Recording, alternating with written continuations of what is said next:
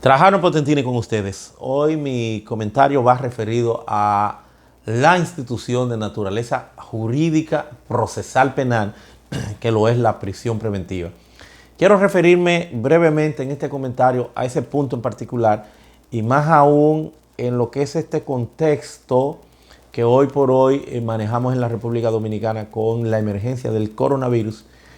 que no solamente impacta a República Dominicana, sino el resto del mundo y que le ha dado duro a la economía, en el orden social, prácticamente pues un impacto general que hoy pues sigue con más preocupación porque estamos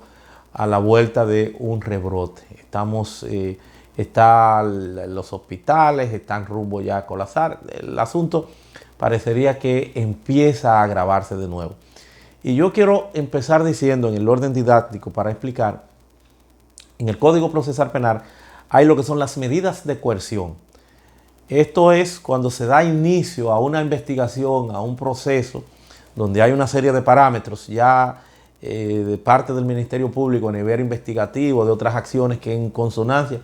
con los jueces, fundamentalmente el juez de garantía, que lo es el juez de la instrucción, se va haciendo ese levantamiento, se va haciendo acopio de lo que eventualmente sería un sometimiento. Entonces el inicio del proceso penal a la hora de un sometimiento debe dar pie a lo que es la imposición de una medida de coerción para atarte, para integrarte a ese seguimiento y a ese proceso. Los artículos 222 al 226 concretamente, para referirme a esos artículos, pero es extenso, es 222 y siguiente, que trata todo lo relativo a las medidas de coerción. Pero el 222, cuando habla de la finalidad de las medidas de coerción, precisamente separa, aparta la prisión preventiva como lo que sería la excepción a la regla, como lo más gravoso, lo último que se debería considerar. Desde luego, ojalá que pudiéramos tener el avance institucional en la República Dominicana para que tampoco el que se te suerte en un proceso, eso constituye una especie de absolución, sino que haya la mecánica ciertamente que permita el que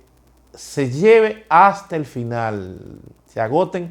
todas las consecuencias que demanden las circunstancias para que haya una condena o una absolución, pero que se agote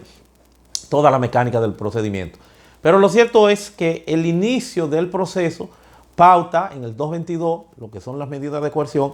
y hace referencia a la hora de listarla en el artículo 226 y aparecen 7 medidas de coerción que se pueden combinar una y otra: impedimento de salida, presentación periódica, la colocación de grilletes electrónicos y la última, la número 7, que lo es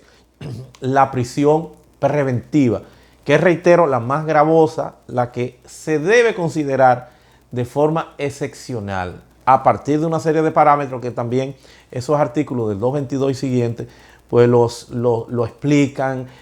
cuando la gravedad de la pena, muchos de estos temas que han venido eventualmente de la pena, el alcance del crimen, la consternación, qué sé yo, muchos componentes que ya la doctrina y la jurisprudencia se ha encargado de darle un perfil más acabado a todos y cada uno de estos temas, para ir perfilando a qué se refiere este Código Procesal Penal con todo esto. Esto en consonancia ya con la Constitución Dominicana, que también dice que la prisión debe ser la excepción y que la regla es la libertad, porque hay lo que se llama la presunción de inocencia, esa verdad interina que te abriga precisamente hasta el final de un proceso y que va de la mano contigo y que no se puede permitir entonces que esa prisión preventiva previa, iniciar en un proceso, pueda devenir en lo que sería una pena anticipada en violación a la presunción de inocencia. O sea que esto tiene que agarrarse con pinza y máxime en el contexto, reitero, del coronavirus, en donde hay un hacinamiento y donde se torna muy peligroso el pernoctar o estar en cárceles. Hay que dotarlas de condiciones para que el tema del coronavirus no sea una desgracia de consecuencias impredecibles en las cárceles, como vemos que está subiendo y que está avanzando y que pudiera hacerlo incluso a nivel de todo el país. Lo cierto es que ante esta coyuntura, esta realidad del coronavirus, concretamente en el año 2020, se ha planteado la Comisión y Corte Interamericana de los Derechos Humanos y de igual forma la ONU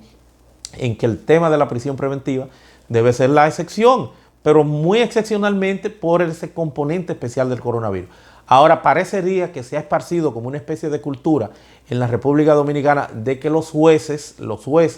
a la hora de la instrucción, a la hora de dar inicio a un proceso, sea de ese menú de las medidas de coerción del 226, sea la más socorrida la prisión preventiva. Un contrasentido que nos llamaría,